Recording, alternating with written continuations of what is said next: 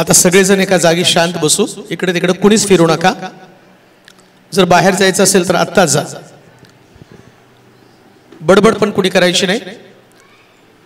लेकरं त्यांना आवाज करू देऊ नका. आपण देवाच्या घरामध्ये आहोत.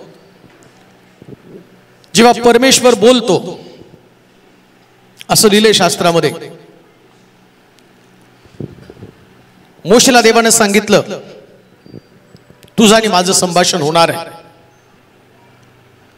आणि हे संभाषण होत असताना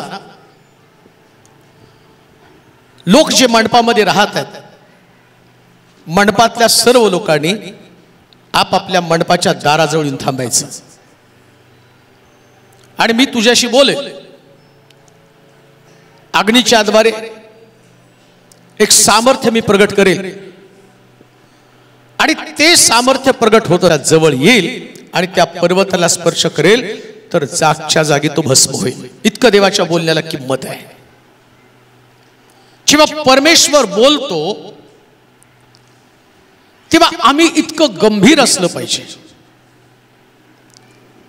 जेव्हा देव बोलतो त्या देवाच्या बोलण्याच्या द्वारे आमच्या उणिवा, आमच्या चुका किंवा देवाला काहीतरी मनातल्या गोष्टी आम्हाला सांगायच्या असतात. आणि अशा परिस्थितीमध्ये देवाच्या बोलण्याकडे गंभीर न पाहणारे लोक फार मोठ्या परिणामाला त्यांना तोंड द्यावं लागतं. ओरडू देऊ नका मुलाला. बाहेर घेऊन जा. मुलं ओरडत असतील तर कृपा करून बाहेर घेऊन जा. त्या मुलीला घेऊन जा बाहेर. ती बऱ्याच वेळापासून गोंधळ करत आहे. बाहेर घेऊन जा. आपण बाहेर ती ऐकू शकते तर तुम्ही तिला बाहेर घेऊन जा. देवाचं बोलणं, या बोलण्यामधलं गांभीर्य म्हणजे परमेश्वर जो आमच्याशी बोलत आहे त्याची इच्छा काय, काय समजून घ्यायला पाहिजे, देवाच्या मनातल्या गोष्टी तुम्हाला कसं समजणार आहे. पण सैतान जे देव बोलतो ना तेच तुमच्या मनातनं काढून घेत असतो. एदेन बागेत पण त्यानं तेच केलं ना. सगळ्या झाडाचं फळ खा, मधल्या झाडाचं फळ खाऊ नको एवढी एक गोष्ट त्याला सांगितली. 10 आज्ञा नव्हत्या, एकच आज्ञा होती. सगळ्या झाडाचं फळ खा पण मधल्या झाडाचं फळ खाऊ नको, एकच आज्ञा बरं का. आज्ञा नंतर दिल्या, परंतु त्या ती एक आज्ञा सुद्धा सैतानानं त्या आदाम आणि हवेच्या अंतःकरणातनं काढून घेतली आणि त्यांना बागेतनं बाहेर घालवलं. त्याचं इच्छा काय सैतानाची? देवाचं बोलणं तुमच्या हृदयामध्ये जाऊ नये. म्हणून देवाच्या बोलण्याकडे फार गंभीरपणे बघायचं असतं. जेव्हा देव बोलतो त्यास काहीतरी घडतं असं लिहिलंय शास्त्रामध्ये. आणि उत्पत्तीच्या पुस्तकात देव बोलला, आकाश हो आणि आकाश झालं. ही बोलण्यातली ताकद आहे. संदेश म्हणजे देवाचं बोलणं आहे. उपदेश हा चर्च मधला एक भाग नसतो की चला आराधना झाली, दानपात्र झालं आणि आता उपदेश असतो आणि मग तेवढं ऐकायचं आणि घरी निघून जायचं. नाही, उपदेश, आराधना म्हणजे देवानं बोलण्यासाठी तयार केलेला मार्ग. आता शेवटी सगळं झाल्यावर परत एकदा आराधना करावी लागली. का करावी लागली माहिती का? मन तयार व्हायला पाहिजे देवाचं बोलणं ऐकण्यासाठी. मन तयार व्हायला पाहिजे. हो, मला वाटत होतं की मी दुसऱ्या विषयावरती जावं, परंतु मला जो सब्जेक्ट येतानाच प्रभूने दिला होता की देवाचे लोक पराभूत मनोवृत्तीमध्ये का राहतात, का पराजित जीवन जगतात, का त्यांच्यामध्ये पराजय, सक्सेस का नाहीये, यश त्यांच्याकडे का नाहीये. आज लोक पिढेमध्ये आहेत, त्रासामध्ये आहेत, आत्मविश्वास त्यांचा गमावलेला आहे, डिप्रेशन मध्ये आहेत. काही लोक मरेपर्यंत जगत आहेत. परिवारामध्ये असणारे लोक त्यांच्या अंतःकरणातली अस्वस्थता, कुटुंबामध्ये चाललेला संघर्ष, तरुणांच्या डोक्यामध्ये चाललेले नकारात्मक विचार, भविष्याची चिंता, पती पत्नी लग्न झालंय परंतु एकत्र राहावं लागतं म्हणून ते लागत आहे. इतकं कठीण प्रकारचं कुटुंब आज या दिवसामध्ये आम्हाला सगळीकडे पाहायला मिळतं. आणि त्याच्यामुळं जर तुम्ही बघितलं तर याचा परिणाम, पूर्वी लोक एवढे धार्मिक नव्हते पण आता धार्मिक बनू लागलेले आहेत. त्यांना देवाविषयीचं प्रेम पूर्वी एवढं नव्हतं, आता निर्माण होऊ लागलं. पूर्वी चर्चला जाणाऱ्या लोकांची संख्या कमी होती परंतु आता वाढू लागलेली आहे. पूर्वी लोक वचन ऐकत नव्हते पण आता वचन ऐकायला लागलेले आहेत वेगवेगळ्या लोकांकडनं.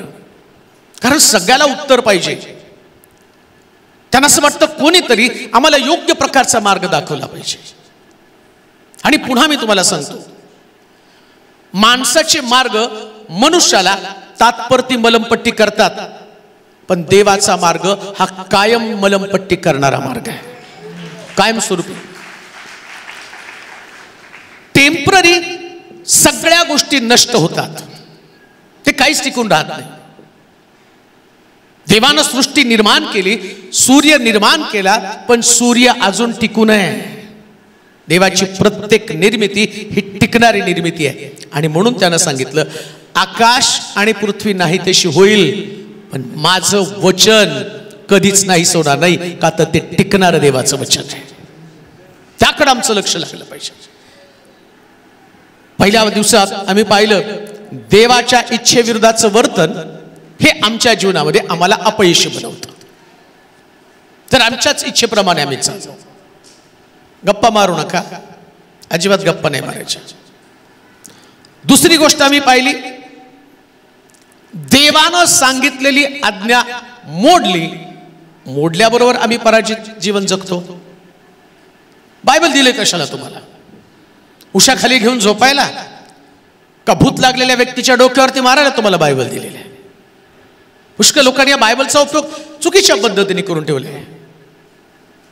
बरं, बायबल आमच्याकडे दिल्यावरती आमची समस्या काय माहिती का? बायबल आम्ही आजारी पडल्यावरती वापरतो किंवा प्रवासाला जाताना एखादं वचन वाचायचं. मुलं परीक्षेला जाताना शास्त्र भाग कोणता वाचायचा, नोकरीला जाताना, इंटरव्ह्यूला जाताना कोणता शास्त्र भाग वाचायचा, इथपर्यंतच आम्ही बायबलला वापरलेलं आहे. परंतु बायबल हे दुसरं तिसरं काही नाही, तर बायबल म्हणजे देवानं दिलेल्या आज्ञा आहेत. मग याजकाला आज्ञा आहेत, पत्नीला आज्ञा आहेत, पतीला आज्ञा आहेत, मुलांना आज्ञा आहेत, व्यापार करणाऱ्यांना आज्ञा आहेत. बायबलमध्ये आज्ञा आहेत. खोटी वजन ठेवू नकोस, व्यापाऱ्याला सुद्धा आज्ञा आहेत. आपला पैसा वाडी दिडीवर ठेवू नकोस, पैशावाल्या लोकांना आज्ञा आहेत. सगळ्याला आज्ञा आहेत. कुणाचं कुभांडानं घेतलं असेल परत देऊन टाक. विधवेला नडू नकोस. किती आज्ञा आहेत. हे शास्त्र म्हणजे तुम्हाला काय वाटलं नुसतं वाचण्यासाठी? ते तुम्हाला पालन करावं लागणार. आणि यामध्ये जे काल आम्ही वाचलं, जर तुम्ही आज्ञा पाळताल तर आशीर्वाद तुमच्या मागे धावत येतील. जर आणि तर दिलेले त्याच्यामध्ये. असं नाही की तुम्ही प्रार्थना केली आणि मग तुम्हाला तुमच्या समस्येचं उत्तर तुम्हाला मिळेल. आज्ञा न पालन करता तुम्हाला कुणी प्रार्थना केली तर तुमचे जे आशीर्वाद आहे ते तात्पुरते राहणार आहेत. म्हणून आम्ही पाहिलं, विधवेने जर त्या दिवशी भाकर दिली नसती ना, आज्ञा होती देवाने, आज्ञा दिली होती. अलिशा तिला आज्ञा करतो, माझ्यासाठी भाकर भाज, मग तुझ्यासाठी आणि तुझ्या मुलाबाळांसाठी भाज. एका आज्ञेनं तिला 3.5 वर्ष देवानं पुरवठा दिला, विजय दिला. प्रियानो, ही आज्ञेतली ताकद आहे. 6 दिवस श्रम कर, 7वा दिवस तुझ्या देवासाठी पवित्र आणि देवासाठी देवाप्रित्यर्थ पवित्रपणे तू पाळ. ही देवानं आज्ञा दिली. कशासाठी आज्ञा दिली माहिती का? तुमचे 6 दिवस सुरक्षित राहावेत. 6 दिवस सुरक्षित राहावेत. आपल्या उत्पन्नाचा 10वा भाग परमेश्वराच्या भांडारामध्ये आण. कशासाठी सांगितलं? मलाकीच्या पुस्तकामध्ये म्हटलं, तुझं फळ अवकाळी गळणार नाही. तुझं फळ अवकाळी गळणार नाही. जे तू उत्पन्न कमवतो, सरकार तुम्हाला, कंपनी किंवा सरकार तुम्हाला पूर्ण महिन्याचा पगार देतो. जे लोक दशांश देत नाहीत ना, त्यांचा पगार 30 दिवसाचा पगार म्हणजे 30 दिवस ते तुम्हाला पुरायला पाहिजे. पण कधी कधी संपतं. आमच्याकडे एक शब्द आहे, महिना अखेर सुरू झाली. मग कुणाची 15ला होती आणि कुणाची तर पगार झाल्यावर दुसऱ्या दिवशीच महिना अखेर सुरू होती. का तर घेतलं सगळ्याला दिलेलं आहे, वाटून टाकलं, पगार संपला. आणि शास्त्रात लिहिलं तुझा फळ अवकाळी गाळणार नाही. म्हणजे काय, तुला 30 दिवसांचा पुरवठा तुझ्या पगारामध्ये मिळणार आहे. कधी, जेव्हा तू आपला दशांश देवाच्या भांडारात जमा करशील तेव्हा तुला तो पुरवठा मिळणार. हे आज्ञा आहे. मग लोक विचार करतात, साहेब घरात पुरवठा नाही, अन्नाला बरकत नाही, काम करतो पण कुठं पैसा जातो कळत नाही, कसे संपते ते कळत नाही. आज्ञा पाळल्या का? आज्ञा पाळल्या का देवाच्या? कैसराचं ते कैसराला, देवाचं ते देवाला दिलंस का? अहो कैसराचं कैसर बरोबर हाणून मारून घेतो. आता मोदीने तर एवढं भारी काढलंय ना, आधार कार्ड, पॅन कार्ड सगळीकडे तुमचं नुसतं बटन दाबलं रे दाबलं, तेलवरच्या खात्यावर पैसे किती गेले किती आले सगळं मोदीला तिथं बघून कळतं. मोदीला कळतं, पाळकाला कुठं कळतं? पण लक्षात ठेवा, आमचा देव माशाच्या पोटातली 2 नाणी सुद्धा जाणणारा देव. तुम्ही मोदीला घाबरता पण देवाला घाबरत नाही. हा इन्कम टॅक्स वाले धावत पळत नाही, हो भरून टाका भरून टाका. नाही का बघितलं तर ते ईडीने सगळ्याला एवढं येडे करून ठेवलं की ते ह्या पक्षाचे त्या पक्षात त्या. कशासाठी? सरकारला घाबरत आहे. बघा, सरकारला घाबरून ते एका पक्षातनं दुसऱ्या पक्षात जातात. देवाला घाबरून मंदिरात या, इथं तुमच्यासाठी सुरक्षा असणार. ही सुरक्षा ओळख आहे देवाची. तिसरा मुद्दा आम्ही पाहणार आहोत, यहोशुवाचं पुस्तक 7वा अध्याय 3 पासून 12 पर्यंतची वचनं. यहोशुवाचं पुस्तक 7वा अध्याय 3 ते 12 पर्यंत. यहोशुवा 7वा अध्याय 3 ते 12 वचन. नंतर ते यहोशुवाकडे परत येऊन म्हणाले, सर्व लोकांना तिथे जावायला नको. सगळ्या लोकांनी तिथे जायला नको. फक्त 2-3 हजार पुरुषांनी जाऊन 2-3 हजार पुरुषांनी जाऊन आय नगरावर हल्ला करावा. आय नगरावर हल्ला करावा. तेथे सर्व लोकांना जाण्याचे कष्ट देण्याची गरज नाही. सर्व लोकांना जाण्याचे कष्ट घेण्याची गरज नाही, कारण ते लोक थोडकेच आहेत. ते लोक थोडकेच आहेत. म्हणून लोकातील सुमारे 3,000 पुरुष तिकडे रवाना झाले. लोकातील सुमारे 3,000 पुरुष तिकडे रवाना झाले. पण आय येथल्या माणसापुढे त्यांना पळ काढावा लागला. आय मधल्या माणसापुढे त्यांना पळ काढावा लागला. आय येथील माणसांनी त्यांच्यातली सुमारे 36,000 माणसे मारून टाकली. 36,000 माणसे मारून टाकली. आणि आपल्या वेशीपासून शबारीमापर्यंत त्यांचा पाठलाग करून उतरणीपर्यंत त्यांना मारत नेले. त्यामुळे लोकांच्या काळजाचे पाणी झाले. यहोशुवाने आपले कपडे फाडले. आणि तो व इस्रायलचे वडीलजण संध्याकाळपर्यंत परमेश्वराच्या कोशापुढे पालते पडून राहिले. आणि त्यांनी आपल्या डोक्यात धूळ घातली. यहोशुवा म्हणाला, हाय हाय हाय हाय, हे प्रभू परमेश्वरा, आम्हाला अमोऱ्याच्या हाती देऊन आमचा नाश करायला तू ही प्रजा यार्देन पार का आणलीस? का आमचा नाश करण्यासाठी ही प्रजा यार्देन पार नेलीस? आम्ही समाधान मानून यार्देन पलीकडेच राहिलो असतो तर किती बरे झाले असते. हे प्रभू, इस्रायलाने आपल्या शत्रूंना पाठ दाखवली. आता मी काय म्हणू? कारण कनानी लोक आणि देशातील सर्व रहिवासी हे ऐकून आम्हाला घेतील. आणि आम्ही पृथ्वीवरून आमचे नाव नाहीसे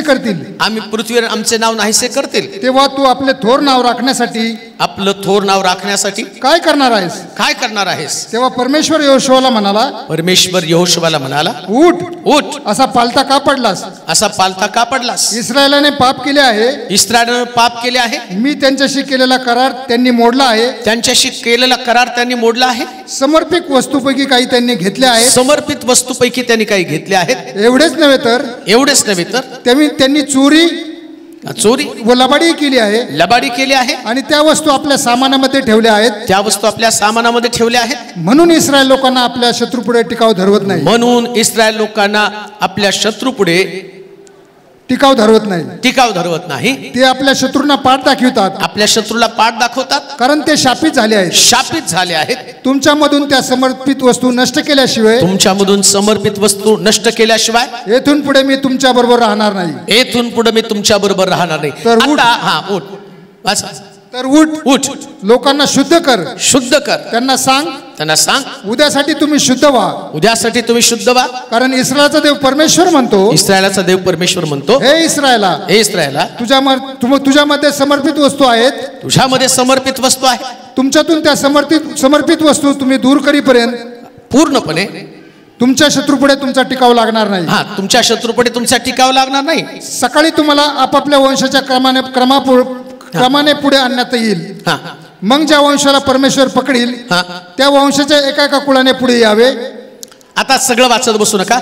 त्याच्या बघितलं की आपल्याला आखानाच्या घरामध्ये तंबूमध्ये त्या वस्तू सापडल्या. पण अपयशी होण्याचं तिसरं कारण, आता पहा, इस्रायल लोकांना एवढी सवय लागली होती, त्यांचे शत्रू किती पण प्रबळ असले. आम्ही पाहतो की ज्या वेळेस इस्रायला भोवती वेढा पडला त्यावेळेस अनाकी लोकांनी, अमोनी लोकांनी इतक्या प्रचंड प्रमाणामध्ये फौजफाटा घेऊन यायचे की त्या ठिकाणामध्ये ते शत्रू राष्ट्र एखाद्या टोळाप्रमाणे दिसत होतं. म्हणजे रानामध्ये जसा टोळ शेत फस्त करत निघतो तसे टोळासारखे सैनिक त्यावेळेस असायचे. आणि इस्रायल राष्ट्र अतिशय थोडके, कमी लोक असायचे. परंतु या लोकांना देवानं इतकं विशेष प्रकारचं कव्हरिंग दिलं होतं, सामर्थ्य दिलं होतं. थोडके लोक फार मोठ्या लोकांना हरवत होते. शमशोनाच्या बाबतीमध्ये काय झालं? शमशोन हजारो बलिष्ठांना गाढवाचं एक जाबाड, तलवार नाही, भाला नाही, ढाल नाही, बर्शी नाही, मेलेल्या गाढवाचं जाबाड हातामध्ये घेत होता आणि हजारो बलिष्ठी एका वेळेस मारत होता. इतकी ताकद देवाने इस्रायल लोकांना दिली होती. आता इस्रायल लोकांना काय वाटलं माहिती का? देवाचे आम्ही लाडकेच आहोत, काही पण केलं तर देव आमच्या शत्रूला आमच्या हातामध्ये देणार आहे, आम्ही वाटेल त्याला मारू, आम्हाला वाटेल तशा पद्धतीने आम्ही विजय मिळू. परंतु लक्षात ठेवा, देवाचे लोक आणि शत्रू या दोघांमध्ये फरक काय माहिती का? देवाचे लोक देवाचं वचन पाळतात म्हणून देवाचे लोक आहेत. देवाच्या लोकांचं वैशिष्ट्य काय? जगाचे लोक आणि देवाच्या लोकांमधलं फरक काय? एखादा अधर्मी व्यक्ती, अन्य जातीचा व्यक्ती, अन्य राष्ट्रातला व्यक्ती, त्याला अन्य राष्ट्रातला व्यक्ती का म्हटलंय? विश्वासणारा, अविश्वासणारा, याच्यामध्ये फरक काय? आता विश्वास ठेवणारा म्हणजे नेमकं काय? काय प्रॉब्लेम झाला माहिती का? आमच्याकडे विश्वासणारा ओळखण्याची पद्धती एकच आहे. कोण हालेलुया म्हणतो, कोण प्रेज लॉर्ड म्हणतो, झालं विश्वासणारा. मग त्याच्या तोंडात बेडी असू द्या, नाहीतर त्यांनी तंबाखू खाऊ द्या, नाहीतर पिचकारी मारत मारत त्याने प्रेज लॉर्ड म्हणू द्या, आम्ही म्हणतो तो विश्वासणारा. त्याला विश्वासणारा नाही म्हणत. विश्वासणारा नेमका कोण आहे? जो देवाच्या वचनावर विश्वास ठेवतो आणि त्याप्रमाणे आपल्यामध्ये दुरुस्ती करतो, तो विश्वासणारा. काय विश्वासणाऱ्याची व्याख्या आहे? नेमका बिलीव्हर्स कोण आहे? विश्वासणारा कोण आहे? जो प्रभूवरती विश्वास ठेवतो. आणि प्रभूवरती विश्वास ठेवण्यासाठीच त्यानं काय सांगितलं? बा, नियम काय जुन्या करातला? वलांडणाच्या सणाचा नियम दिला. तुझ्या घरामध्ये असणारा दास, दासी, परराष्ट्रीय व्यक्ती कोण असेल तर त्या परराष्ट्रीय व्यक्तीला घरामध्ये असणाऱ्या संख्येप्रमाणे कोकऱ्याचं, आणि तुम्ही कोकरा कापा. तुमच्या घरातली संख्या, दास असू दे, दासी असू दे, परराष्ट्रीय व्यक्ती असू दे, किती लोक तुमच्या घरामध्ये आहे. तो वलांडणाचा सण, ज्याला येशू ख्रिस्ताचं वधस्तंभी जाणं म्हटलेलं आहे, ज्याला तारण, ज्याला सुटका म्हटलेलं आहे. वलांडणाचा सण म्हणजे दारबाईला आणि कपाळपट्टीला कोकऱ्याचं रक्त लावायचं आणि त्याचप्रमाणे जो कोकरा कापायचा आणि त्या कोकऱ्याचं मांस घरातल्या सगळ्या लोकांनी खायचं घाईघाईनं. आता ते नाही तुम्हाला सांगत बसत, परंतु यहुदी लोकांना ती आज्ञा दिली होती. आणि समजा एखाद्या यहुद्याच्या घरामध्ये जर मिस्त्री व्यक्ती जरी असला, पण त्या मिस्त्री व्यक्तीनं हे नियम पाळले तर तो मिस्त्री व्यक्ती वाचत होता. राबविषयीचं काय झालं? यरिहो भोवती ज्यावेळेस यरिहो मध्ये आणि त्यांनी प्रवेश केला, 2 हेरांना ती काय म्हणती? 100% तुमचा देव हे राष्ट्र तुमच्या हाती देणार आहे. पण एक गोष्ट ध्यानात ठेवा, जेव्हा हे आमचं शहर तुमच्या हातामध्ये सापडेल ना, त्यास माझी आठवण करा तर मी तुम्हाला लपवलं. त्यास ती का तो दोन हिर तिला काय म्हणतात माहिती का, तुला वाचायचं असेल तर एक गोष्ट कर, तुझ्या घराच्या खिडकीला किरमिजी रंगाचं कापड बांध, धागा बांध, आणि तुझ्या घराला किरमिजी रंगाचा धागा सापडला, तू राहा वेश्या असली तरी तू वाचणार आहे. अहो वेश्या कशी वाचेल? या येशूच्या रक्ताची ताकद आहे. तो म्हणतो कसबीने आणि वेश्या देवाच्या राज्यामध्ये जाते. पालन हो, नियमांचं पालन.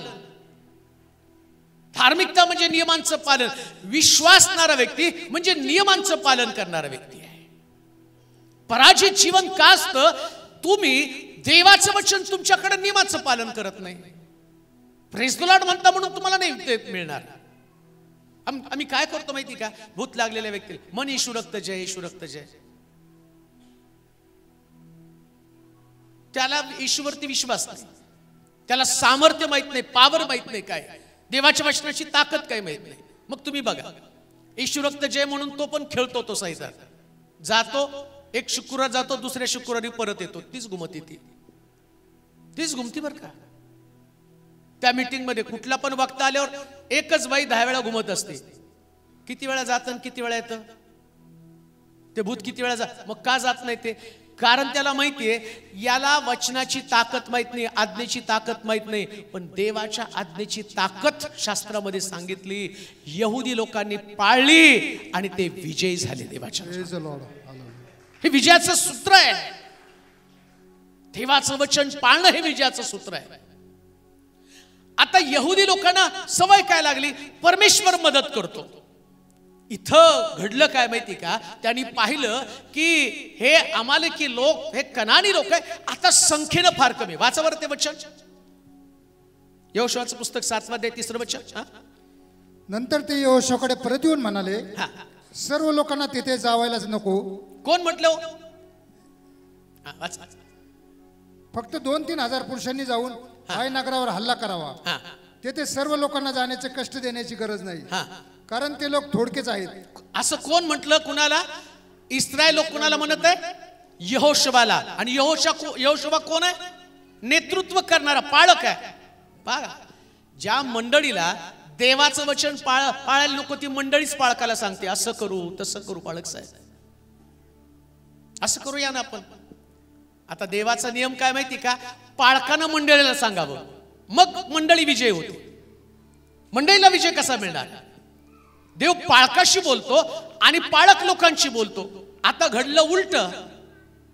त्यांना देवाचं वचन पाळक जर उपदेश करायला लागला, पाळक सांगेल बिडी सोडा, तंबाखू सोडा, गुटखा सोडा, व्यभिचार सोडा, जारकर्म सोडा, गर्लफ्रेंड सोडा, बॉयफ्रेंड सोडा. पाळक थोडी म्हणणार आहे या तुमच्या गर्लफ्रेंडला गळ्यात हात घालून या, बसा बसा बसा. थोडी चालतंय तसं. तो कसं चालू होईल तिथं? अहो मोशेला ते पर्वतावर बोलवल्यावर देव म्हटलं वाहना बाजूला काढून ठेव, हे पर्वत पवित्र आहे. झुडपात न बोलताना डोंगराला त्यानं पवित्र केलं. आणि मंदिरामध्ये कसं पण कोण कसं येऊ शकतो? मंदिराचं पावित्र्य नाही, मंदिराचं शुद्धीकरण नाही. देव पवित्र आहे. पवित्र या शब्दाचा अर्थ काय आहे? शुद्धतेला महत्व देवानं दिलेलं आहे. म्हणून तुम्हाला सांगतो, दर्शन मंडप बनवताना त्यातल्या वस्तू सोन्याने मडवलेल्या होत्या. सोन्यानं मडवलेल्या होत्या का? तर सोनं शुद्धतेचं दर्शक आहे. कुठं डुप्लिकेट नाही वापरलं, सगळीकडे शुद्धता. धूप जाळत होते. धूप जाळणं का माहिती का? कुठल्याही दुर्गंध आतमध्ये येऊ नये. परमेश्वराच्या मंदिरामध्ये नेहमी सुगंधी वातावरण असलं पाहिजे. मंडळीची एक साक्ष असली पाहिजे. चर्च पराभूत केव्हा होतो माहिती का? जेव्हा चर्च मध्ये लोक पाळकाला सांगतात असं वागा. आज्ञा मोडली. कोणती आज्ञा?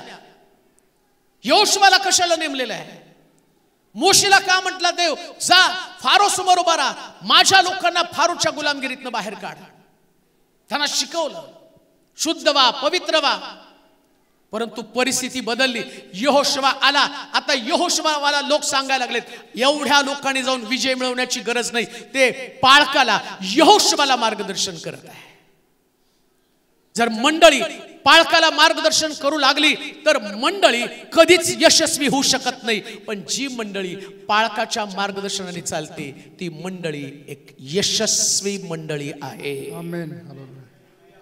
आणि पाळकानं सुद्धा मार्गदर्शन घेताना लोकांचं घ्यायचं नसतं, त्यानं मार्गदर्शन घ्यायचं असतं देवाच्या वचनाचंच. वेळ कमी, पण तुम्हाला थोडक्या वेळात थोडक्या गोष्टी सांगणं गरजेचं आहे. बघा इथं घडलं तसंच दावीद सुद्धा चुकला एका ठिकाणामध्ये. दर्शन मंडप बनवत असताना त्यानं कराच्या कोशाला 4 कड्या दिल्या होत्या. 4 कड्यामध्ये 2 कड्यामध्ये एक लाकूड घालायचं आणि पुढं 2 याजक मागं 2 याजक आणि याजकानं आपल्या खांद्यावरती कराचा कोश व्हायचा असा नियम देवानं दिला कराचा कोश बनवताना. आता इस्रायल मधला कराचा कोश पलिष्ठ्यांनी जिंकला, ते घेऊन गेले. आता पलिष्ठ्यांकडनं कराचा कोश परत आपल्याकडे आणायचा. आता दाविदानं काय केलं माहिती का, याजकांना बोलवण्याच्या ऐवजी त्याच्या चर्च मधल्या किंवा त्याच्या राजवाड्यामधल्या सर्व प्रतिष्ठित लोकांना बोलवलं आणि ते म्हटले पलिष्ठ्यांनी कराचा कोश कसा नेला. ते म्हटले सोपं आहे. त्यांनी कराचा कोश बैलगाडीमध्ये नेला, बैलगाडीत ठेवला. बैलगाडीला बैल जुंपण्याच्या ऐवजी त्यानं एक गाय जुंपली की जी नुकतीच प्यालेली होती आणि तिचं वासरू धरलं आणि त्या वासराला धरून त्यांनी पळवलं. ती कराचा कोश घेऊन गाय येत होती त्या ठिकाणामध्ये. तो म्हटलं आपण पण तसंच करू. त्यानं बैलगाडीमध्ये कराचा कोश आणला. याजक कराचा कोश वाहत नव्हते, याजक बाजूला झाले. आणि मग आम्ही पाहतो कराचा कोश एका खळ्यामध्ये आला आणि गाडीचं चाक कुठंतरी धडकलं. अय्यो आणि उज्जो दोघं कराच्या कोशाला हात लावायला गेले, जागेवर मरून पडले. नियम चुकला. दावीद म्हणतो आता कराचा कोश माझ्या घरी नको का, तर कराच्या कोशाने माणसं मारली. अहो कराचा कोश म्हणजे देवाचं वचन आहे. कराच्या कोशाची ताकद नियम चुकला तर माणसं मरतातच. तुम्हाला कोणी सांगितलं देवाचं वचन नाही पाळल्यावर तुम्ही वाचाल, हे तुम्हाला कोणी सांगितलं. इथं पण याजक लोक सल्ले द्यायला लागले. याजकाला सल्ला कोण द्यायला, सामान्य लोक. नाही आपण कमी लोक जाऊन त्या ठिकाणामध्ये त्यांच्याशी युद्ध करू. एवढ्या लोकांनी जायची काय गरज आहे, 3000 लोक गेले पाहिजेत. तुम्हाला काय वाटतं कमी लोक आहेत म्हणजे तुम्ही पराभूत होणार. देवाला ते दाखवायचं होतं. लोकांची संख्या कमी जास्त याच्यावर तुमचा विजय पराजय अवलंबून नाही. जोपर्यंत माझं शास्त्र तुमच्याकडे आहे तोपर्यंतच तुम्ही विजयी होणार आहात. संख्या किती त्याच्यावरती डिपेंड नाही. किती संख्या आहे, प्रश्न किती आहे तुमच्याकडे.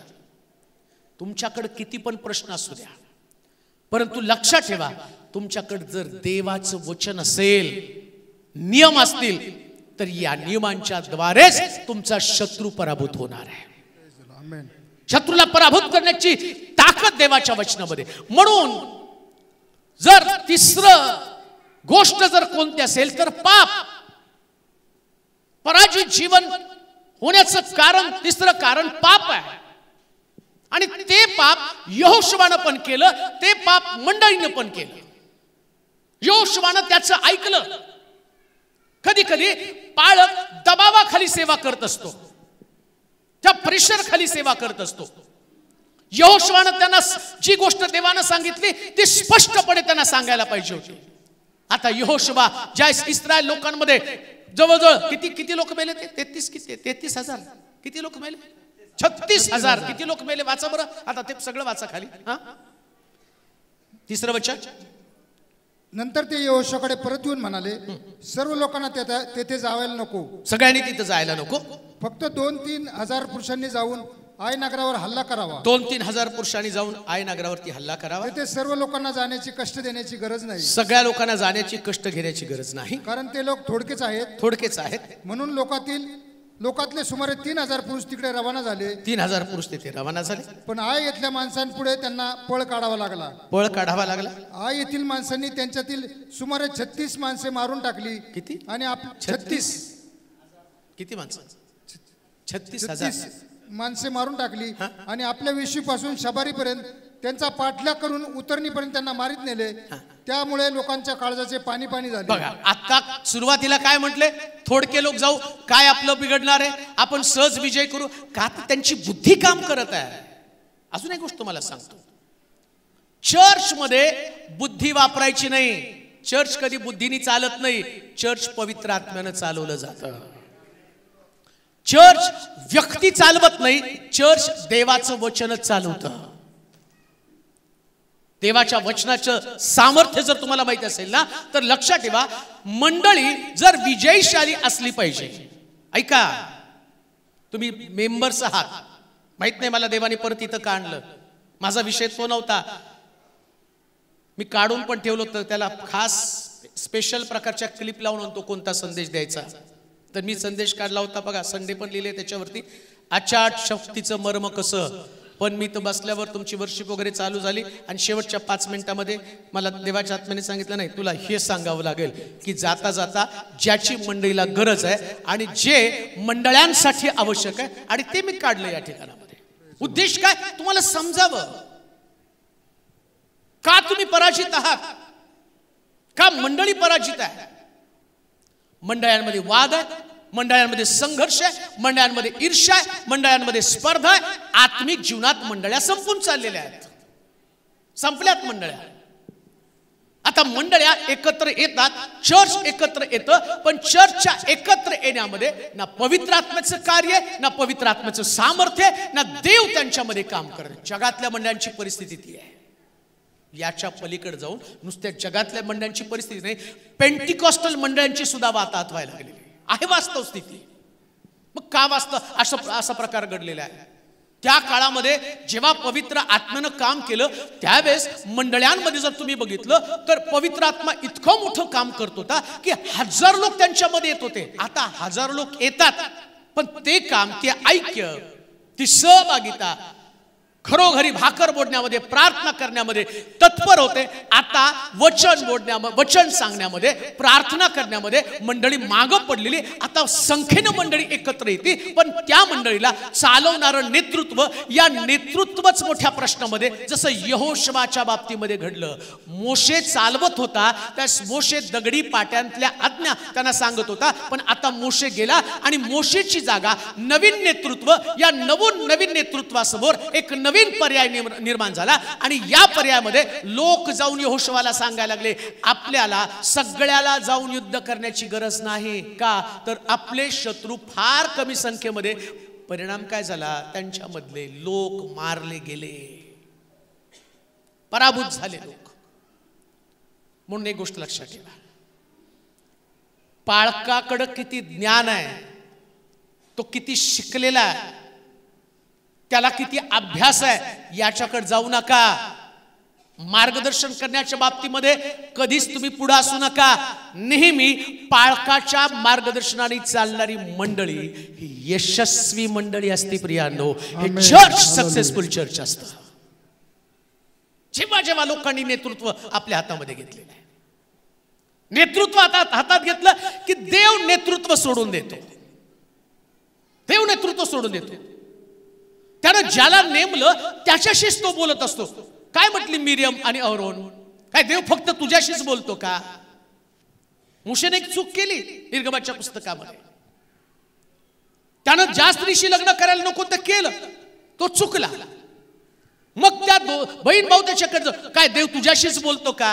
घेऊन गेले देव. तर म्हटलं घेऊन ये, त्यांना माझ्या समोर घेऊन ये, दर्शन मंडपात घेऊन ये. आणि परमेश्वर त्यावेळेस त्या ठिकाणात त्या दोघा बहीण भावाला काय म्हटला, मोशेशी मी तोंड बोलतो, त्याच्या वाटेला जाऊ नका, त्याच्या वाटेला जाऊ नका. जेव्हा देव एखाद्या व्यक्तीला नेतृत्व देतो ना, ते नेतृत्व देत असताना आमचा देव अविचारण नेतृत्व देत नसतो. पेत्राला त्यानं उगाच म्हटलं नाही, पेत्रा अशी सेवा तू करशील, तरुणपणे तुला वाटेल तिकडे तू सेवेला जाशील, म्हातारा होशील ना, त्यावेळेस लोक तुला हाताला धरून वेगवेगळ्या ठिकाणात घेऊन जातील. उगीच नाही बोलला त्याला. आणि ते बोलल्यानंतर इकडं पेत्रानं प्रभू येशू ख्रिस्ताला नाकारलं, 3दा नाकारलं आणि त्याला शिव्या दिल्या. मग कशी काय सेवा? मग आता मला मोठा प्रश्न पडतो, हा पेत्र सेवेसाठी कसं काय लायक होता, याच्यात काय पात्रता आहे? याने तर शिव्या दिल्या. या पेत्रानं प्रभू येशू ख्रिस्तानं भविष्यवाणी केली आणि तलवारीने कान कापलाय. काय पेत्राची क्वालिटी आहे? पण त्याला माहिती होतं, आज जरी असा असेल, जेव्हा पवित्र आत्मा येईल तेव्हा हा तसा नसणार आहे. आणि जेव्हा पवित्र आत्मा आला 3 लोकांसमोर नाकारणारा पेत्र 3000 लोकांचं तारण केलं. ही देवाची क्वालिटी आहे. ही देवाची क्वालिटी आहे. म्हणून पाप म्हणजे नेमकं काय? आम्हाला वाटतं आम्ही पाप केलं आणि काही लोक विचारतात आम्ही काय पाप केलं देवा? काय पाप केलं? आज्ञा उल्लंघन करणं म्हणजे पाप आहे. एखादं वचन शिष्यांचा प्रॉब्लेम काय होता? येशू सांगत होता त्यास ते काय एवढं कठीण वचन कोण पाळेल? एका गालात मारली दुसरा गाल पुढं कर, कोण पाळेल? बंडी मागितली 17 दे, कोण पाळेल? 1 कोस सांगितलं 2 कोस जा, कोण पाळेल? त्यांना सगळं पाळण्याचा प्रॉब्लेम आहे. त्यांना बसण्याचा प्रॉब्लेम नाही. त्यांना लोकांना फटके मारायचा प्रॉब्लेम नाही. आता बघा लोक येत होते येशूकडे आंधळा भरते, अहो दावीद पुत्र माझे, ते जा गप्प व्हा. म्हणजे शिष्यत्व कशासाठी? नुसतं लोकांना रागवायसाठी. लोक भुकेले आहेत, भाकरी द्या, आमच्याकडे भाकरी नाही. काय शिष्यत्व आहे हे? कुठले शिष्य आले? यांना पालन करायला नको, यांना फक्त संगती फिरायला आवडतं. तसं आमचं जीवन आहे. आम्हाला रविवार टू रविवार चर्चला. किती रविवार येऊ? 100 रविवार येऊ. मरेपर्यंत चर्चला आला. अरे पण मरेपर्यंत चर्चला येऊन केलं काय? अजूनही गॅरंटी नसती स्वर्गात जाईल का नाही. मेल्यावर पण गॅरंटी नसती स्वर्गात जाईल का नाही. आणि आम्ही म्हणतो काय माहिती स्वर्गात आहे का कुठे आहे? गॅरंटी तर नाही. पण एक गोष्ट ध्यानात ठेवा, चोरानं शेवटच्या क्षणीला देवाच्या आज्ञेचं पालन केलं. कोणती आज्ञा? रोमकराच्या पत्रामध्ये म्हटलं तू आपल्या अंतःकरणात विश्वास धर, मुखानं कबूल कर, प्रभू येशू ख्रिस्त देव आहे. एवढी एक आज्ञा पालन केली आणि चोराला तो म्हणतो आज तू माझ्यावर सुखलोकात असशील. एक आज्ञा. चोराला पुन्हा दुसरं आयुष्य नव्हतं आज्ञेचं पालन करायला. मी तुम्हाला सांगतो कदाचित तुमच्याकडे सेकंड चान्स नसणार आहे, दुसरी संधी नसणार आहे, दुसरं जीवन नाही. एक जीवन संपणार आहे. ज्या जीवनाला प्रभूने तुम्हाला एक संधी म्हणून दिलेली आहे. पुष्कळ लोक आज कबरेत आहेत, काही लोक जग सोडत आहेत, काही लोक जीवन संपवत आहेत. या कोणत्याच अनुभवामध्ये तुम्ही नाही का? तर तुम्हाला देवानं पापावरती विजय देऊन एक विजयी जीवन जगण्यासाठी मार्गदर्शन करावं म्हणून देवाचं वचन तुमच्याकडे आहे. का मी पराभूत जाऊ? आमच्यामध्ये कुठलं तरी पाप आहे. देव काही गोष्टी त्याच्या लोकांना सांगतो. विजय मिळवण्यासाठी प्रत्येक ठिकाणात देवाने आज्ञा दिली. याही लोकांना देवाला विजय द्यायचा होता. या देवाच्या निवडलेल्या लोकांना त्यांच्या शत्रूवरती विजय द्यायचा होता. पण तो विजय त्यांना देवाच्या मर्जीप्रमाणे मिळवायचा नव्हता, आपल्या मर्जीप्रमाणे. काय देवाची मर्जी होती? त्यानं सांगितलं समर्पित वस्तू आपल्या बरोबर घेऊ नका. जर समर्पित वस्तू तुम्ही आपल्या बरोबर घेतल्या, त्या सर्व लोकांनी समर्पित वस्तूला हात लावला नाही. पण एक व्यक्ती आखान, त्या आखानानं समर्पित वस्तू आणून आपल्या तंबूमध्ये ठेवल्या होत्या. मी काय सांगत आहे त्याच्याकडे लक्ष द्या. अख्ख्या इस्रायल लोकांनी नाही पाप केलं, एका व्यक्तीनं. ही गोष्ट मी तुम्हाला का सांगतो माहिती का? मंडळीमध्ये एक व्यक्ती जरी पाप घेऊन आला तरी अख्खी मंडळी पराभूत होती. हो, समजते का तुम्हाला? आखान पाप घेऊन आला, आखान समर्पित वस्तू आणून त्याने आपल्या तंबूमध्ये लपून ठेवल्या आणि देवानं अख्ख्या इस्रायल लोकांना शापित केलं. म्हणून तर शास्त्रात काय सांगितलं माहिती का? पाप करणाऱ्यांचा सगळ्यांसमक्ष निषेध कर, का तर इतरास भय पडलं पाहिजे. पाप करणाऱ्याला मंडळीमध्ये त्याचा उदो करू नका, मग तो फार मोठा डोनर असला तर. काय होतं माहिती का? चर्च चालवायचं म्हणजे लोकांना असं वाटतं की चर्च चालवायचं तर मग थोडंसं पाप, आणि मग त्याच्यामध्ये आम्ही सोल्युशन काय काढतो? जाऊ द्या ना, देव त्याचा न्याय करेल. मंडळी पराभूत झाली तर चालेल, देव न्याय करेल. तो व्यभिचारी आहे, आम्हाला कळतं. सांगताना पण सांगतात. मी कधी कधी मीटिंगला गेल्यावर ते सांगतात आमच्या सेक्रेटरी पासून सांभाळून राहा. म्हटलं का? त्याचं त्या बाईशी अफेअर आहे आणि तुम्ही त्याला सेक्रेटरी बनवता. तो सेक्रेटरी. परवा तर एका ठिकाणात प्रेयरला गेलो, आश्चर्याची गोष्ट. पालक साहेब एक गोष्ट माझ्यासाठी तुम्ही कराल का? म्हटलं काय? थोडंसं आमच्या पालकांना मार्गदर्शन करा. म्हटलं काय मार्गदर्शन करू? ज्यांच्या घरातून आता तुम्ही जेवून आले ना, त्या स्त्रीशी, तिचा नवरा, तिचा मुलगा, सगळं छान परिवार आहे, सुंदर सगळं आहे, पण आमच्या पाळकाचं अफेअर तिच्या बरोबर आहे. आणि ते सांगतात, तुम्ही आमच्या पाळकाला समजावून सांगा. आणखीन एका बहिणीनं मला परवा मेसेज केला आणि तिने सांगितलं, पाळक साहेब, मला काय करावं समजत नाही. खूप दिवसापासून मला एक सवय होती की ते अश्लील व्हिडिओ बघायची. मग मी माझ्या पाळकाच्या कानावरती घातलं गोष्ट की मला अश्लील व्हिडिओ बघण्याची सवय आहे. पाळक साहेब, तुम्ही या सवयीतनं माझी सुटका करा. आणि मी त्यांना ती गोष्ट सांगितली. त्याच्यानंतर माझ्या पाळकानं मला चांगलं मार्गदर्शन करण्याच्या ऐवजी माझे पास्टरच मला अश्लील व्हिडिओ पाठवायला लागलेत. कशी मंडळी विजयी होईल, कशी मंडळीला विजय मिळेल. मग मी तिला म्हटलं, बाई तू का चर्च सोडत नाही? कोणत्या कारणानं चर्च सोडू? घरातल्या लोकांना काय सांगू? काय मानसिकता आहे, किती दुर्गंधयुक्त जीवन आहे. कसं यहोवा देव ज्याची आम्ही भक्ती करत आहोत, ज्याच्यासाठी आमचं जीवन समर्पित आहे, ज्यानं आपला पवित्र पुत्र क्रूसावरती दिला, तो व्यक्ती कसं हे सगळं सहन करेल? तो देव स्वर्गातनं कसं सहन करेल? आणि तो देव मंडळीला कसा विजय देईल? आज म्हणून मी तुम्हाला सांगतो, चर्च पराभूत मानसिकतेमधनं चाललं, चर्चचं पावित्र्य निघून गेलं, शास्त्र निघून गेलं.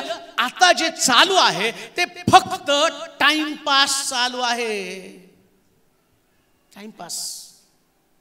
रविवार, ती भक्ती, ते एकत्र येणं आणि बाहेर पडणं, मला नाही वाटत याच्यामध्ये चर्च स्वर्गात जाईल आणि सांगणारे पण स्वर्गामध्ये जातील. म्हणून तो म्हटला, मला प्रभूजी प्रभूजी म्हणणाऱ्या प्रत्येकाचा प्रवेश स्वर्गाच्या राज्यात होईल असं नाही, तर जो माझ्या पित्याच्या इच्छेप्रमाणे, आणि पित्याची इच्छा आहे हे पाळावं. हे पाप दूर ठेवतं, हे पाप दूर ठेवतं बरं का देवाचं वचन. एक व्यक्ती पापापासून दूर राहण्याचा मार्ग कोणता? तुझं वचन माझ्या पावला करता देवा माझ्या मार्गावरती प्रकाश आहे. तुझं वचन. आणि लोकांना त्याच गोष्टीचं महत्व नाहीये. पाप दाखवणारं कोणी नाहीये. संदेश कसले पाहिजे त्यांना ते संदेश पाहिजे ज्या संदेशामध्ये त्यांना उत्तेजन मिळतं. त्यांना असं वाटतं असे संदेश पाहिजे, नोकरी मिळेल, घर मिळेल, बंगला मिळेल, गाडी मिळेल. स्वर्ग राज्य मिळालं नाही तरी चालेल, बंगला मिळू द्या, गाडी मिळू द्या, पण मला तुम्हाला सांगू द्या, बंगला गाडी मिळाली नाही तरी चालेल, पण स्वर्ग राज्य मिळालंच पाहिजे. आणि स्वर्ग राज्य मिळालं पाहिजे तर त्याच्यासाठी पापापासून दूर राहिलं पाहिजे. समर्पित वस्तू आतमध्ये आणून ठेवूच नका ना. कुठल्या वस्तू समर्पित करायच्या? रोमकराचं पत्र 12 अध्याय 1-2 वचन. रोम 12:1-2. कोणत्या समर्पित वस्तू आहे? रोमकराचं पत्र 12 अध्याय 1-2 वचन. म्हणून बंधुजन हो, मी देवाच्या करुणेमुळे तुम्हाला विनवतो की, देवाच्या करुणेमुळे तुम्हाला विनंती करतो की तुम्ही आपली शरीरे जिवंत पवित्र व देवाला ग्रहणीय यज्ञ म्हणून समर्पित करावी. ही तुमची आध्यात्मिक सेवा आहे. देवाची उत्तम ग्रहणीय व परिपूर्ण इच्छा काय आहे हे तुम्ही समजून घ्यावे. काय देवाची इच्छा आहे? समर्पित करावं. दान केलं समर्पित. तुम्ही दान केलं समर्पित आणि तुम्ही खुश झाला, मी दान दिलं. तरुण आले, त्याने गीतं समर्पित केली, ते खुश झाले, आम्ही गीतं समर्पित केली. आता दान केलं, गीतं गायली, त्यानंतर मी वचनाची सेवा समर्पित केली. मी छान वचन सांगितलं, पुष्कळ लोक ते नाही तुम्ही 3 दिवस खूप छान सांगितलं, एकदम सुंदर झालं. मी पण खुश, खूप छान सांगितलं. लोकांनी टाळ्या वाजवल्या, लोक रडले, कोणी पश्चाताप केला. मी खुश, पण देव कुठं खुश आहे? इथं प्रभूनं काय सांगितलं?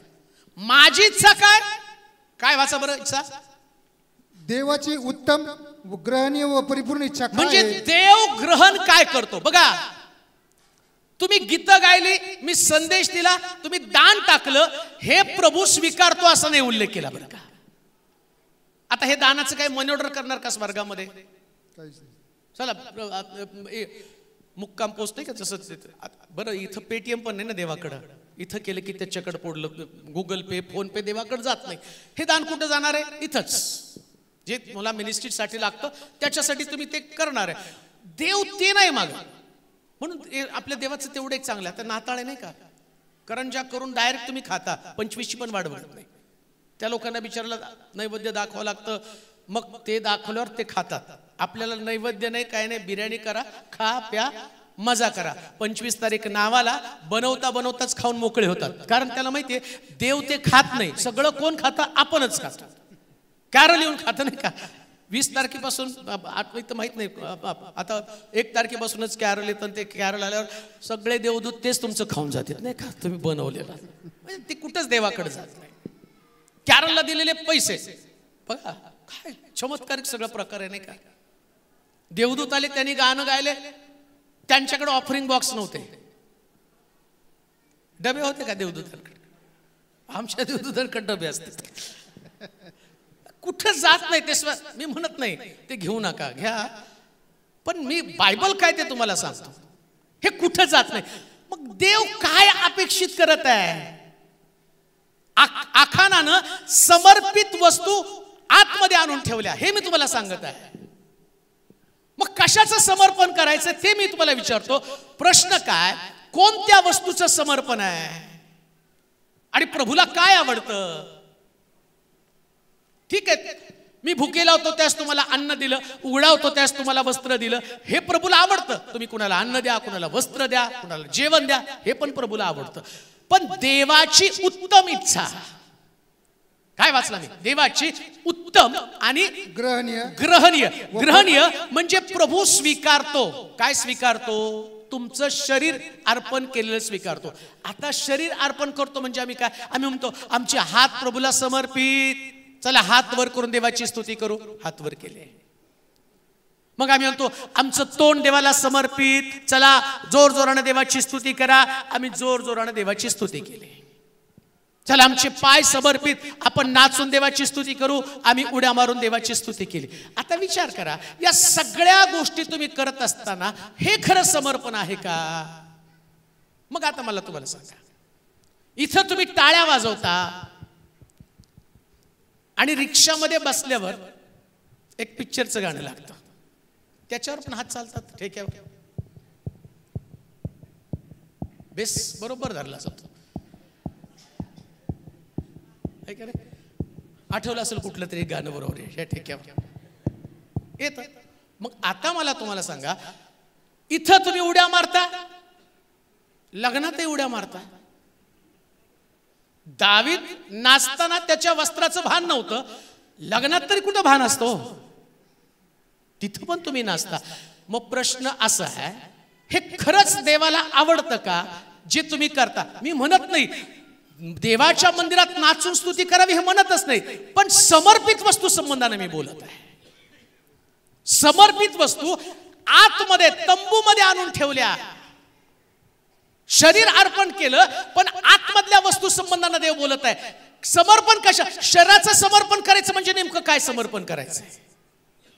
तुमचं जे शरीर आहे. बंधुजन हो, ख्रिस्ताच्या वतीने मी तुम्हाला विनंती करतो, तुम्ही आपली शरीरे जिवंत, पवित्र व देवाला ग्रहणीय यज्ञ म्हणून समर्पित करा. ग्रहणीय यज्ञ म्हणजे देवानं तुमच्या शरीराचा यज्ञ ग्रहण केला पाहिजे. पण काय होतं माहिती का, या शरीराच्या आतमध्ये असणाऱ्या वस्तू समर्पित करायच्या, हे नाही बाहेरून समर्पित करायचं. मग म्हटलं परमेश्वराच्या गिरीवरती कोण चढेल? ज्याचे हात शुद्ध, ज्याचं अंतःकरण शुद्ध. आता समर्पित वस्तू संबंधानं बोलतो, जर तुला गिरीवरती चढायचंय, आराधनेच्या शिखरावरती जायचं, तर तुला तुझं मन स्वच्छ केलं पाहिजे. आम्ही शरीर स्वच्छ केलं, आम्ही शरीर दिलं, मन कुठं दिलेलं आहे? आणि आतमध्ये काय? आतमध्ये नेमकं काय? गलती करायचं पत्र 5वा अध्याय 17 पासून काही वचन वाचूया. गलती करायचं पत्र 5वा अध्याय 17 पासून वचन. हा, नेमकं आतमध्ये काय वाचूया. हा, देहाची कर्म तर उघड. कारण देह वासना आत्म्याविरुद्ध आहे व आत्मा देह वासनेविरुद्ध आहे, ही परस्पराविरुद्ध आहे. यासाठी की जे काही तुम्ही इच्छिता ते तुमच्या हातून घडू नये. तुम्ही आत्म्याच्या प्रेरणेने चालविलेले आहात, तर तुम्ही नियमशास्त्राच्या अधीन नाही. देहाची कर्मे तर उघड आहेत, उघड ती जार कर्म. समर्पित काय करायचंय? देहाची कर्म. जार कर्म. जार कर्म देहामध्ये घडतं बरं का. घडतं कुठं? देहामध्ये. जार कर्म कुठं? देहामध्ये. काही नाही, आम्हाला जार कर्म माहित नाही. जार कर्माची व्याख्या, मी देवाचे आभार मानतो की नगरमध्ये आम्हाला तो टॉपिक शिकवायला मिळाला. मंडळी ज्या 7 मंडळांना पत्र दिलेत त्या पत्रामध्ये मंडळीला दिलेल्या धोक्याचा इशारा जो प्रकटीकरणाच्या पुस्तकामध्ये, त्याच्यामध्ये मंडळीमध्ये जारकर्म चालू आहे. जारकर्म म्हणजे नेमकं काय? जारकर्म आता ही विश्वासणाऱ्यांची एक स्टाईल बनलेली बरं का. कोणती स्टाईल? जारकर्म म्हणजे काय कोणालाच माहित नाही. जारकर्म म्हणजे लग्नाशिवाय एखाद्या मुलानं, एखाद्या मुलीनं एखाद्या मुलाशी किंवा एखाद्या मुलीशी ठेवलेले शरीर संबंध म्हणजे जारकर्म. आणि आता जारकर्म करत असताना काय म्हणतात? ते आमचं प्रेम आहे. आणि ते प्रेम मंडळीमध्ये सर्रासपणे चालू असतं.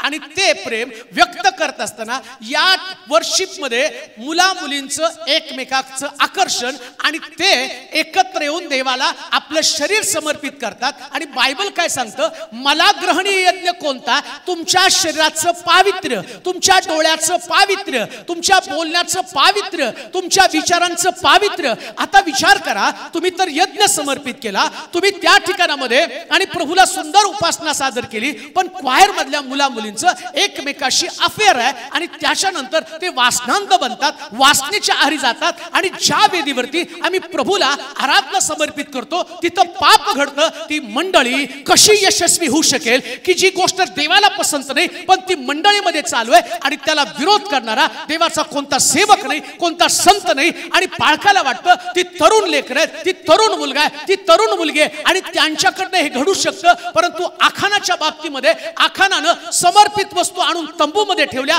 आज मंडळीमध्ये जर या प्रकारचं पाप चालू असेल आणि मंडळीच्या आतमध्ये ते पाप चालू असेल तर मंडळी कधीच यशस्वी होऊ शकणार नाही. तरुण तरुणी कधीच यशस्वी होऊ शकणार नाही. जर यशस्वी व्हायला पाहिजे तर त्यांनी आपल्या शरीराचं, आपल्या जीवनाचं पावित्र्य राखलं पाहिजे. कारण तो म्हणतो जसा मी पवित्र आहे तसा तुम्ही पवित्र असा, जसा देव पवित्र आहे तसा तुम्ही पवित्र असा. पावित्र्याशिवाय केलेली उपासना प्रभूला कधीच मान्य नाही. म्हणून लक्षात ठेवा, जार कर्माच्या पातकापासून आम्ही स्वतःला अलिप्त राखावं. आणि जार कर्माचं पातक होत असेल तर मग तो म्हटला तुमच्यामध्ये हे पातक घडू नये म्हणून तुम्ही विवाह करा, असं शास्त्रामध्ये स्पष्ट पौलानं लिहून ठेवलं. पण तुम्ही बघता का या दिवसामध्ये सर्रासपणे ती गोष्ट चर्च मध्ये चालू असती, बघणारे लोक बघतात. आणि दुःखाची गोष्ट कधी कधी सपोर्टर सुद्धा चर्च मध्येच असतात. सपोर्टर पण असतात बरं का, एकमेकाला मदत करणारे पण असतात. त्या मुला मुलींचं मी माझ्या डोळ्यानं पाहिलं. एक चर्च मी स्वतःच्या डोळ्यानं पाहिलं. त्या चर्चमध्ये एक मुलगी ती पाळकाला सांगते, पास्टर त्या मुलावरती माझं प्रेम आहे पण तुम्हाला निग्लेक्ट करतो. युथ कॅम्प चालू होता. मग तो पाळक तिथं गेला, त्या मुलाला बोलून घेतलं. त्याला म्हटलं अरे ती तुझ्यावर प्रेम करते, तू तिला का प्रतिसाद, युथ कॅम्प मध्ये ती तुझ्यावर प्रेम करते, तू तिला का प्रतिसाद देत नाही? कुठे देव याच्यामध्ये? किती फेल्युअर आहे, किती अपयश आहे, किती भयानकता आहे. वास्तव पवित्र जीवन दिसतं का तुम्हाला? आणि मग कसं आम्ही अपेक्षा करतो की देवानं आम्हाला यामध्ये विजय द्यावा? काय देवाला दिसत नाही या गोष्टी? पुन्हा मी तुम्हाला सांगतो, माशाच्या पोटातली 2 नाणी त्याला दिसली. योना समुद्राच्या तळात कुठं जाऊन लपून बसला ते पण देवाला दिसलं. आणि शास्त्रात लिहिलं, तू आकाशात चढला तर मी तिथे आहे, समुद्राच्या खोल तळाशी गेला तर मी तिथे आहे. कोणतंच गुप्त पाप देवाला दिसत नाही. म्हणून लक्षात ठेवा, जेव्हा देवाच्या मंदिरामध्ये येतो त्यास आम्ही पवित्र जीवन जगल्याशिवाय आम्हाला कधीच यशस्वी होऊ शकणार नाही. कधीच नाही यशस्वी होऊ शकणार. खूप उपदेश ऐकले असतील, परंतु काही उपदेश तुम्हाला तुमच्या जीवनाचा विचार करण्यासाठी भाग पाडतात. तुम्हाला विचार करावाच लागणार आहे, देव समजून घ्यावाच लागणार आहे. आंधळेपणानं कोणी देवासमोर जाऊन स्वर्ग राज्य मिळवू शकेल ही कल्पनाच करू नका.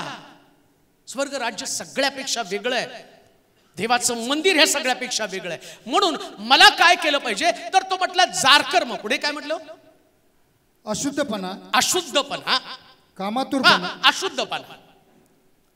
आखानानं आतमध्ये वस्तू नेऊन ठेवल्या.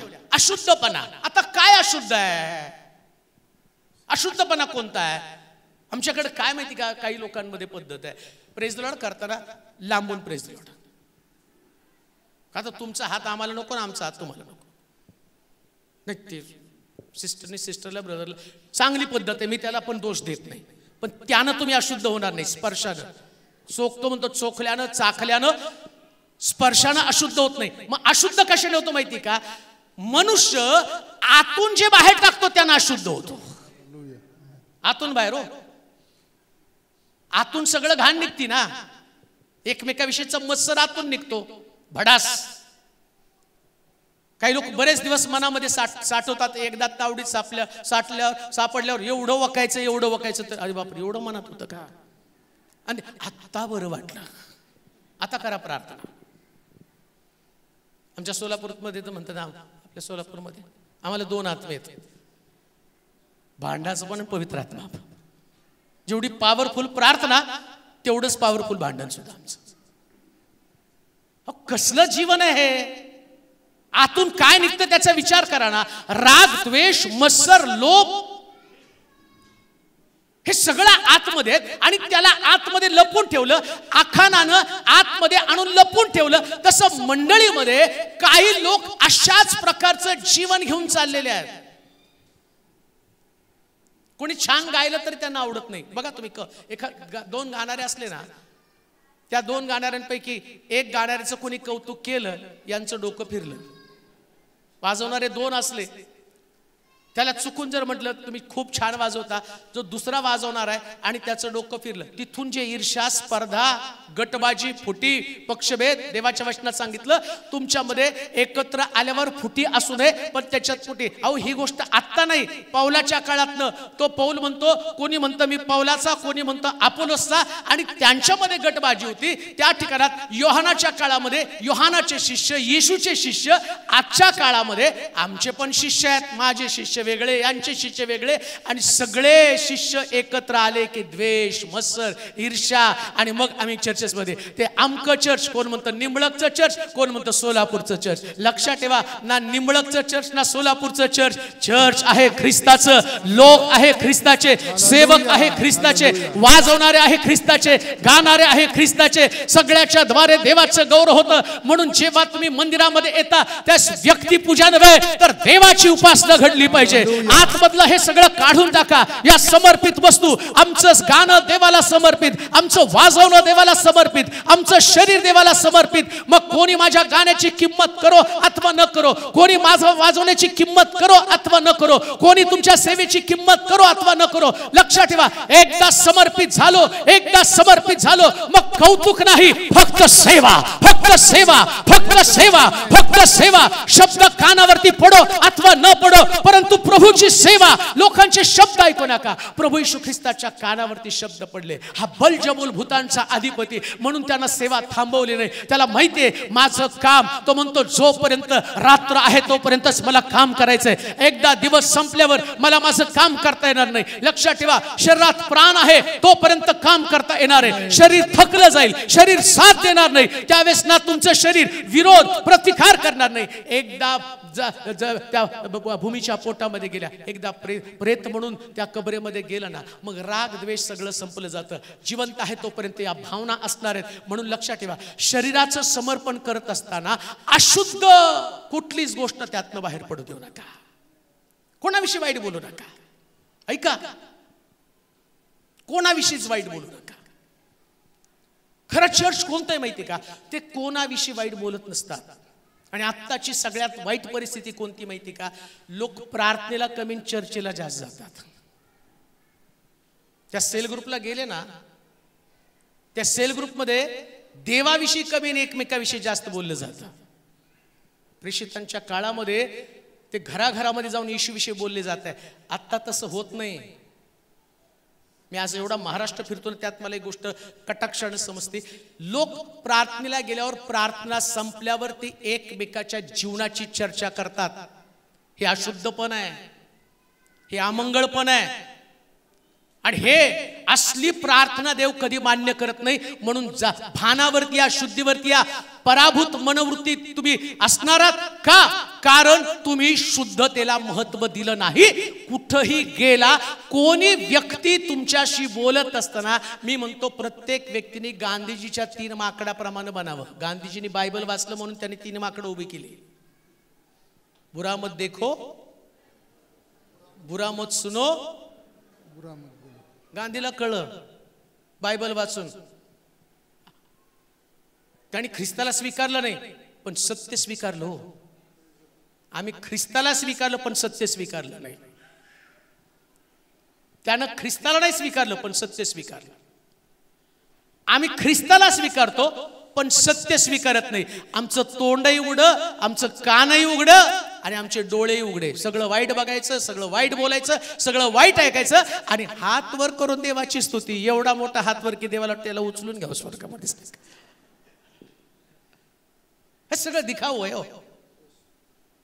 ओरिजिनल सगळं आतमध्ये असतं. इथं असतं बरं का. एक व्यक्ती खरा ओळखायचा ना, म्हणून त्यांनी नथानेला येशू म्हटलं, तू झाडाखाली थांबला, तुला ओळखलं, तू खरा खुरा इस्रायली, तुझ्या ठाई कपट नाही. खरा खुरा इस्रायली कपट नाही. हो, फारा शिष्यातल्या एकाला म्हटलं नाही तू खरा खुरा इस्रायली आहे. आणि नथानिएलवर तो का म्हणतो तू खरा खुरा इस्रायली? त्यानं येशूवर तो म्हटला नाही, मला ख्रिस्ताचा अनुभव घ्यायचा, तो ख्रिस्त आहे का मला पाहायचा. वरपांगी नाही बोलला. नाही तुम्ही विश्वास ठेवता तसं, चला चला विश्वास ठेवा. हा चला चला विश्वास ठेवा. आला योहानाला घेऊन. कुठं? येशू चमत्कार. हा हा हा चमत्कार. नथानिएल तसं नाही म्हटलं, मला बघायचंय आधी. तोच आहे का? आणि येशूने ताडलं. अरे याने मला ऑब्जेक्ट. आता येशूने पण त्याला डाफरलं नाही. हे तुला काय खाली मान घालून यायला होतं रे गपचूप. सगळेजण आले तू काय तोंडवर करून माझ्यावर ऑब्जेक्शन घेतो. येशूने त्याला म्हटलं, हा खरा खुरा इस्रायली का? याच्या ठाई कपट नाही. जीवन असं जगा, कोणाविषयी मनामध्ये एवढं सुद्धा ठेवून जगू नका प्रिया. एवढं सुद्धा ठेवून जगू नका. विजय मिळणार आहे. हे विजय जीवनाचं गमक आहे. इस्रायल लोकांना विजय का मिळाला नाही? कारण या आखानानं समर्पित वस्तू आतमध्ये आणून ठेवल्या. 10 मिनिटांमध्ये संपवतो बरं का. थोडंसं मला लेट दिलं म्हणून 10 मिनिटांमध्ये, कारण उद्या तुमची माझी गाठ भेट होणार नाही आणि परत तुमच्या निंबळकला कधी येईल ते पण मला माहित नाही. त्यामुळं फक्त 10 मिनिटं मला द्या. 10 मिनिटांमध्ये तुमचे 12 वाजवतो. वाचा पुढं वाचा. गलती करायचं पत्र. हा, कामातुरपणा, मूर्तीपूजा, चेटके, वैर. आतमध्ये काय हो? आणि वैर म्हणजे नेमकं काय? लग्न पत्रिका न देणं. कसलं वैर असतं माहिती का? त्यांची लग्न पत्रिका आपल्याला आली नाही आणि आपली लग्न पत्रिका त्यांना गेलीच नाही पाहिजे. हाय बरं, एका चर्चमध्ये बसायचं पण ज्याच्याशी पटत नाही त्याला डोळे वटारून जायचं पुढे. प्रेज द लॉर्ड सुद्धा कोणाला करायचं माहिती का? ज्याचं तोंड माझ्याविषयी चांगलं त्याला प्रेज द लॉर्ड, ज्याचं तोंड माझ्याविषयी वाईट आहे त्याला प्रेज द लॉर्ड नाही. हे सगळं वैरमानामध्ये ठेवायचं आणि त्याच मंडळीमध्ये येऊन बसायचं.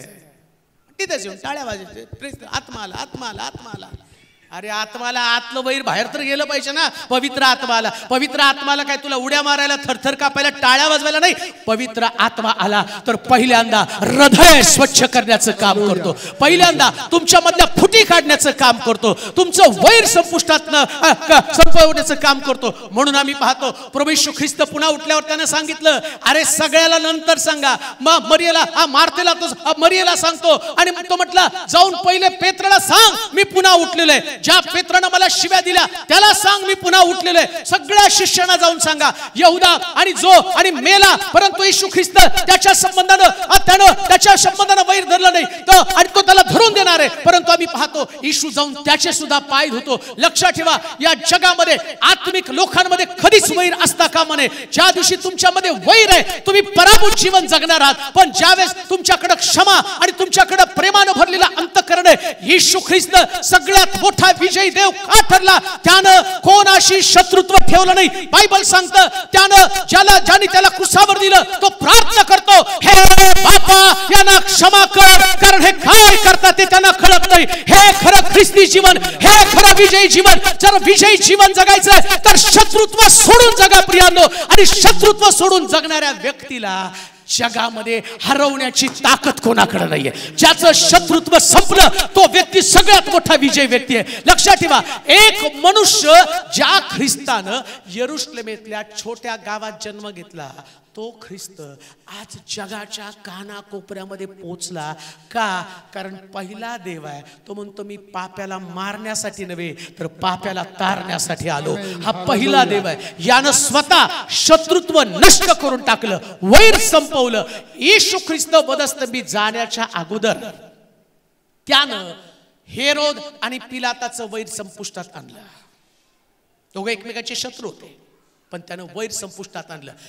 तुम्ही आपली शरीरे देवाला समर्पित करा. म्हणजे काय तर तुम्हाला प्रभूला कोणतं शरीर आवडतं? ऐका, तुम्ही किती सुंदर गायक असा, मी किती पॉवरफुल प्रीचर असू द्या, मी किती छान वाजवणार असू द्या, मी खूप छान सेवा करणार असू द्या, परंतु माझ्या मनामध्ये जर मी वैर लपवून ठेवलाय तर माझं शरीर देवाला मान्यच नाही ना. कसं ग्रहण करणार आहे? तो ग्रहण कसं करणार आहे? स्वीकारणार कसं आहे? म्हणून गाणं किती छान गाता, किती छान प्रवचन करता, याच्यापेक्षा मी देवाकडे प्रार्थना केली पाहिजे. प्रभू तो म्हटलं नाही का, तुम्ही सर्व रक्षणीय वस्तूपेक्षा विशेष रक्षण कशाचं करा? अंतःकरणाचे रक्षण. का हो? त्याच्यामध्ये काय? मग वैर असलं तर जीवनाचा उगम कसा असेल? कारण शास्त्रात लिहिलं गलती करायच्या पत्र, असली कर्म करणाऱ्याला देवाच्या राज्याचा प्रवेश नाहीये, वाटा नाही, प्रवेश मिळणार नाही, म्हणजे नरकात पडणार आहे. आणि जर आतमध्ये शत्रुत्व आहे, वैर आहे, तुम्ही स्वर्गात जाणारच नाही ना. कोण सांगितलं तुम्ही स्वर्गामध्ये जाणार आहात? वैर असणारे लोक स्वर्गात नसणारच आहे, 100% नसणार आहे. मरेपर्यंत एकमेकाचं तोंड बघत नाही तो, मरेपर्यंत मरतेत पण तोंड बघत नाही. आणि काही लोक तर म्हणतात त्याने माझ्या तोंडात मरताना पाणी पण नाही घातलं पाहिजे. म्हातारे बरं का ते, त्याला पाणी आणि माझ्या कबरेवर तो फुलं टाकायला यायचे. कबरेवरती फुलं टाकायला येऊ नका, माझ्या लग्नाला येऊ नका, मेलो तरी तोंड बघू नका. आणि स्वर्गात जायचा विचार करता, कसं स्वर्गामध्ये पोचणार आहे? आपलं शरीर देवाला समर्पित करा. सांगण्यासारख्या पुष्कळ गोष्टी आहेत, परंतु बायबल सांगतं आखानानं या समर्पित वस्तू आणून आपल्या तंबूमध्ये ठेवल्या. आज दुपारी मी तुम्हाला सांगेल या सगळ्या वस्तू तंबूच्या बाहेर जाऊ द्या. सगळ्या वस्तू तंबूच्या बाहेर जाऊ द्या. मला वाटतं परत एकदा ते वचन वाचू आणि संपू. शमूएलाचं पुस्तक, यहोशुआचं पुस्तक 7वा अध्याय 3 पासून पुढचं वचन. 5 मिनिटं माझ्याकडे, ते 5 मिनिटांमध्ये अंत करून टाकतो. नंतर ते यहोशाकडे परत येऊन म्हणाले, सर्व लोकांना तिथे जावायला नको, फक्त 2-3 हजार पुरुषांनी जाऊन 2-3 हजार पुरुषांनी जावं, आई नगरावर हल्ला करावा, आई नगरावरती हल्ला करावा. तेथे सर्व लोकांना जाण्याचे सगळ्यांना जाण्याची गरज नाही, कष्ट देण्याची गरज नाही, कारण ते लोक थोडकेच आहेत. म्हणून लोकांतील सुमारे 3,000 पुरुष तिकडे रवाना झाले. 3,000 पुरुष तिकडे जाऊन आले. पण आई येथल्या माणसापुढे त्यांना पळ काढावा लागला. आई इथल्या माणसांपुढे त्यांना पळ काढावा लागला. आई येथील माणसांनी त्यांच्यातील सुमारे 36 माणसे मारून टाकली. आणि आपल्या विशीपासून शबारिमापर्यंत त्यांचा पाठलाग करून उतरणीपर्यंत त्यांना मारीत नेले. उतरणीपर्यंत त्याला मारीत नेलं. त्यामुळे लोकांच्या काळजाचे पाणी झाले. लोकांच्या काळजाचं पाणी झालं. यहोशुआने आपले कपडे फाडले आणि तो इस्रायलचे वडील जण संध्याकाळपर्यंत परमेश्वराच्या कोशापुढे पालथे पडून राहिले. आणि त्यांनी आपल्या डोक्यात धूळ घातली.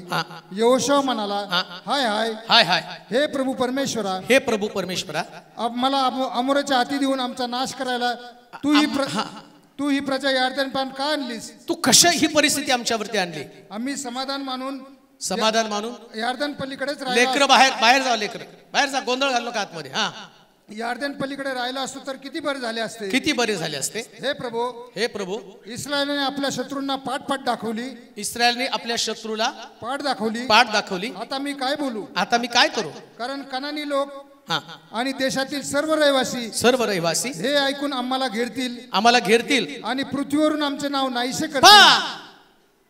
जर या गोष्टी तुमच्यामध्ये असतील, आता बाकीचं गरजून वाचा, गलती करायचं पत्र सगळं आता मी जे तुम्हाला सांगितलं, यातली एक जरी गोष्ट तुमच्यामध्ये असतील तर बायबल काय सांगतं माहिती का?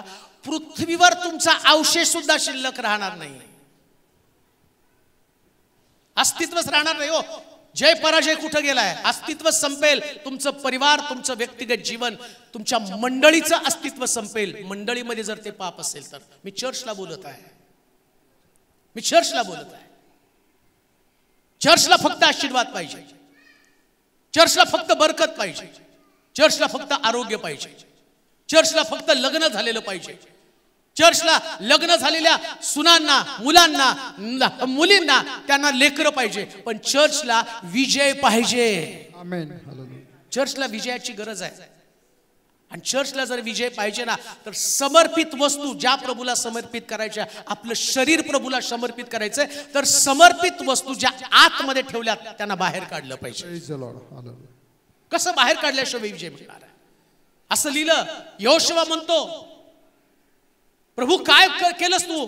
आम्हाला या लोकांच्या हाती दिलं. अरे आज एक शत्रू आला, उद्या असंख्य लोक आमच्या भोवती डेरा घालतील, चारी बाजूने आम्हाला घेरतील. यहोशुवा एक जागरूक पाळक आहे. त्यानं देवाला प्रश्न केला, सुटण्याचा मार्ग सांग, काय करू मी यातनं?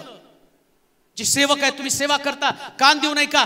जेव्हा मंडळी पराभूत मनोवृत्तीमध्ये असती त्या सेवकानं देवाला प्रश्न केला पाहिजे, देवा अशी कोणती घटना आहे, कोणती गोष्ट आहे की ज्याच्यानं आज मंडळी या परिस्थितीचा सामना करत आहे? तेव्हा देव सांगेल, तुमच्यामध्ये एक आखान आहे. या आखानाच्या चुकीमुळे मी अख्ख्या इस्रायल लोकांना शत्रूच्या ताब्यात दिलेले. लक्षात ठेवा, पाळकानं एवढं जागरूक असलं पाहिजे. जर मंडळी विजय मनोवृत्तीमध्ये गेली पाहिजे, विजय मिळवला पाहिजे, तर पाळकानं मंडळीमध्ये आखान प्रवृत्तीचे लोक जे पाप घेऊन चर्चमध्ये येतात, या लोकांना शोधून त्यांना त्यांच्यातल्या त्या वस्तू काढल्या पाहिजे. त्यांच्यातला राग, त्यांच्यातला द्वेष, त्यांच्यातला त्यांच्यातला हेवा, त्यांच्यामधलं जारकर्म, त्यांच्यामधला कामातुरपणा, त्यांच्यामधलं छेटके, त्यांच्यामधलं वैर, या सगळ्या गोष्टी बाहेर काढल्या पाहिजे. आणि जेव्हा मंडळीमधल्या लोकांमधनं आखानाप्रमाणे या सगळ्या वस्तू बाहेर काढल्या नाही तर शास्त्र सांगतं, शेवटी यहोशुवा म्हटला, सगळे आणि गोत्र शोधा आणि चिठ्ठ्या टाका. आखानाच्या गोत्राची चिठ्ठी निघाली, मग आखानाला आणलं. तो म्हटला, आखानाचं सगळं घरदार जाळून टाका. का? तर या लोकांमुळे इस्रायल लोकांना आणि पराभूत व्हावं लागलं. लक्षात ठेवा, एक व्यक्ती पाप करतं आणि त्याचा परिणाम आम्हाला आमच्या चर्चला भोगावं लागतं. म्हणून चर्चनं पापापासून दूर राहिलं पाहिजे. चर्चनं पापापासून दूर राहिलं पाहिजे. जेव्हा चर्च पापापासून दूर राहतं तेव्हा देव चर्चमध्ये राज्य करतो, पवित्र आत्मा चर्चमध्ये राज्य करतो. आणि जेव्हा पवित्र आत्मा चर्चमध्ये राज्य करतो त्या चर्च विजयातनं विजयाकडे जात असतं, विजयातनं विजयाकडे जात असतं. चर्च कधी पराभूत होत नसतं. लक्षात ठेवा, तो म्हटला, अधोलोकाच्या द्वाराचं याच्या पुढे काही चालणार नाही. चर्च काय? चर्च सैतानाची सत्ता उलटून टाकणारा केंद्र आहे. आणि म्हणून लक्षात ठेवा, जर पाप आमच्यामध्ये असेल तर आम्ही पराजित असणार आहोत. परंतु मला तुम्हाला सांगू द्या, निंबळकचं चर्च